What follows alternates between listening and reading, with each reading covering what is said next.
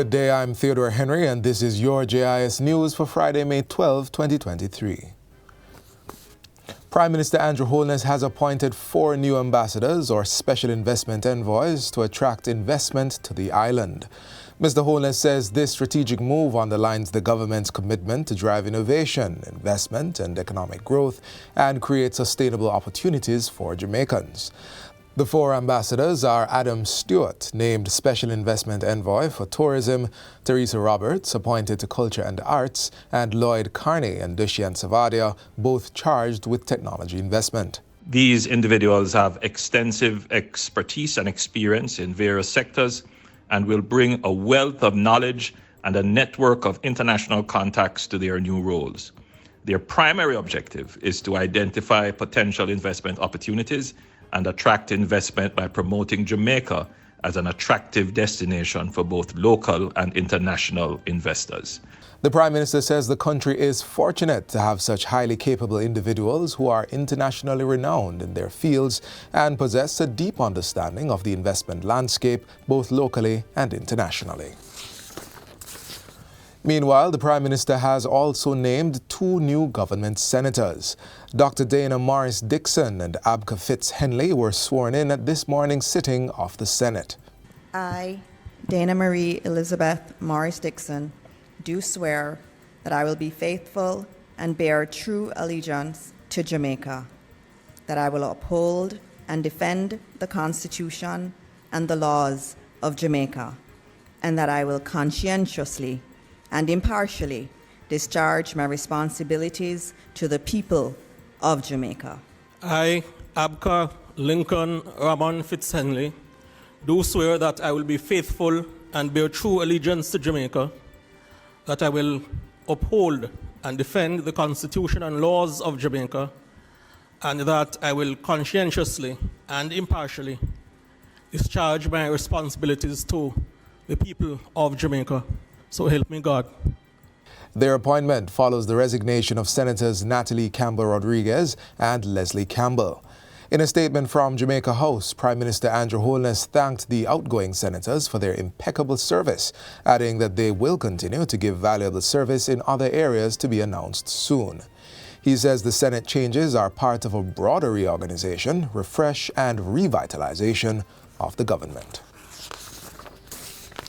The Jamaica Railway Corporation, JRC, has earned an additional $3.67 million from train excursions to various schools island-wide. Minister of Transport and Mining Audley Shaw provided the update on the pilot student service commuter trains during his sectoral presentation in Parliament on Tuesday. The train service provides low-cost transport of students from Old Harbour and Linstead to Spanish Town in St. Catherine.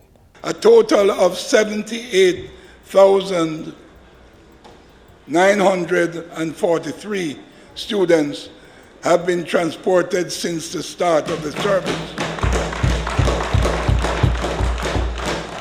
with peak total ridership of approximately 600 students per day. Minister Shaw says the JRC will be exploring several initiatives to increase revenue in the 2023-2024 fiscal year.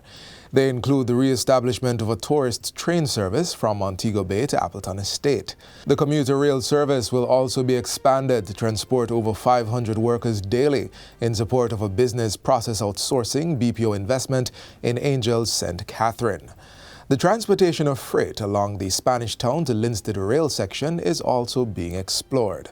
In addition, Minister Shaw says the JRC is in discussions with the World Bank to use grant funding in support of one initiative. Part of the intention is to revitalize a rail service from Kingston to Spanish Town, which will include a spur line between the Spanish Town to downtown Kingston line and the Portmore for both passenger and freight. In particular, the expected Greater Bernard Lodge development. Jamaica now has a national aviation safety plan which outlines safety strategies for the sector through to 2025. Minister of Transport and Mining Audley Shaw made the announcement during his sectoral presentation in Parliament on Tuesday. The plan was developed by the Jamaica Civil Aviation Authority JCAA in partnership with the International Civil Aviation Organization ICAO and the Ministry. The NASP promotes the effective implementation of Jamaica's aviation safety oversight system, a risk-based approach to managing aviation safety, and a coordinated approach to cooperating with other states, regions, and industry participants. Minister Shaw says the JCAA will also continue to update its communication, navigation, and surveillance systems. The upgrades include the acquisition of what's called a Node 3 of the MAVA and improvement to the ATS voice link, which is a backup component in communication networks. A ground-based automatic dependent surveillance broadcast and a low-level wind shear alert system to improve the accuracy of weather predictions are also being acquired. Prime Minister Andrew Holness says the Jamaica Constabulary Force JCF is poised to be a force to be reckoned with. He says the country is now witnessing the benefits of continued investments to transform the law enforcement agency into a modern digital and technological force for good. He was speaking at the opening ceremony of the Transformation JCF 2023 Expo on Thursday at the National Arena. We have made a very serious commitment to putting the resources where our commitments are.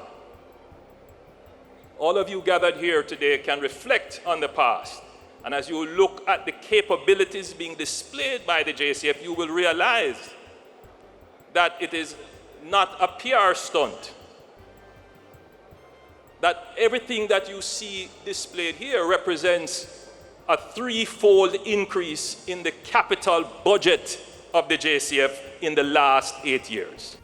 Meanwhile, the National Security Minister and Police Commissioner both say the expo gives the public an opportunity to see the other sides of the force and gain a deeper understanding of the unit. This is a first for the Jamaica Constabulary Force, and a first for Jamaica.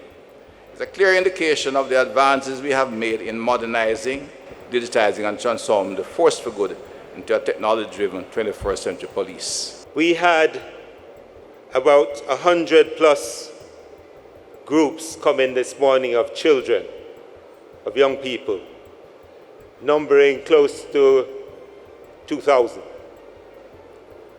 That is 2,000 new advocates for us.